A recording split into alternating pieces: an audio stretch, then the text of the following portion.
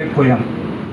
ఆ తర్వాత పాస్టర్స్ కొరకు మేము హైదరాబాద్లోను విజయవాడలోను 3 days కాన్ఫరెన్సెస్ అరేంజ్ చేసామన్నమాట. ఆ టైంలో తప్పకుండా తను మాట్లాడవలసి ఉంటున్నారు. తర్వాత ఖమ్మంలో కూడా 1 day పాస్టర్స్ సెమినార్ చేసినప్పుడు తను ఖచ్చితంగా వస్తానని చెప్పాడు. ఆ రోజే నాకు ఫోన్ చేసాడన్నా, నేను రాలేకపోతున్నానన్నా, దయచేసి క్షమించండి, రావాలని ఎంతో ఆశ ఉన్నది, చాలా ట్రై చేస్తున్నాను, కూర్చోలేనటువంటి పరిస్థితి ఉంది అని చెప్పాడు.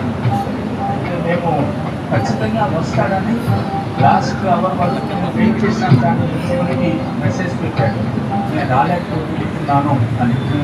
హైదరాబాద్లో నేను పాస్టర్స్ కాన్ఫరెన్స్ పెట్టినప్పుడు దానికి ఖచ్చితంగా నేను నడవలేని పరిస్థితుల్లో ఉన్నా కానీ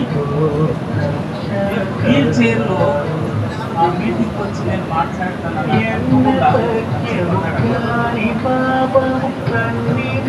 కానీ ఈ విధంగా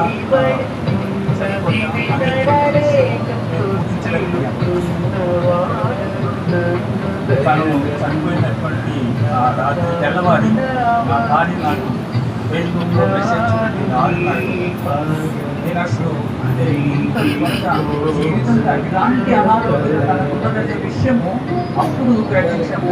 త్వరగా చనిపోయాడా అనేటువంటి ఇది గుర్తించలేనటువంటి మేము సిఆర్ఆర్టీ అనేటువంటి ఒక ఆర్గనైజేషన్ తరఫున తనని ఎంతగానో ఉపయోగించుకోవాలని చెప్పి ఆశపడ్డాం.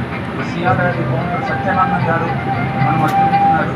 మేమందరం కలిసి ఎక్కువగా ఈ మధ్యకాలంలో చర్చెస్లో ఉన్నటువంటి ఇండిపెండెంట్ పాస్టర్స్కి వాళ్ళకి ట్రైనింగ్ ఇవ్వడం, వాళ్ళని చక్కగా సరైనటువంటి సంఘ నాయకులుగా, సంఘ కాపులుగా తీర్చిదిద్దాలా అనేటువంటి